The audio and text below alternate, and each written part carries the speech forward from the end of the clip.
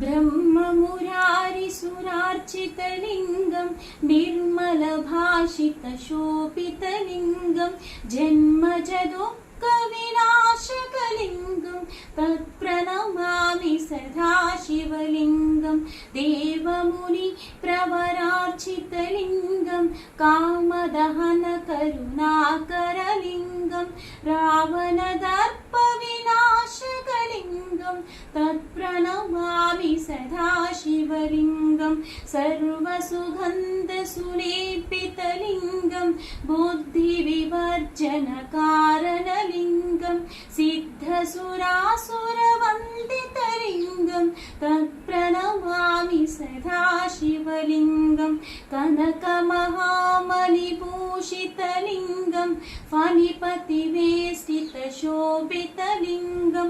दक्षसुयज्ञविनाशकलिङ्गं तत्प्रणमामि सदा शिवलिङ्गं कुङ्कुमचन्दनलेपितलिङ्गं पङ्कजहारसुशोभितलिङ्गं सञ्चितपापविनाशकलिङ्गं तत्प्रणमामि सदा शिवलिङ्गं देवगणार्चितसेवितलिङ्गं भावै भक्तिविरेव च लिङ्गं दिनकरकोटिप्रभाकरलिङ्गं तत्प्रणमामि सदा शिवलिङ्गम् अष्टदलोपरिवेष्टितलिङ्गं सर्वसमुद्भवकारणलिङ्गम्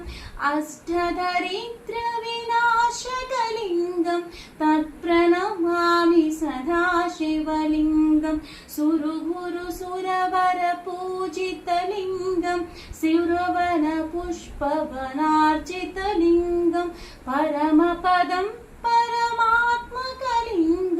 तत्प्रणमामि सदा शिवलिङ्गं लिङ्गाष्टकमिदं पुण्यं यः पठेत् शिवसन्निधौ शिवलोकमहात्मोति शिवेन सह मोदते।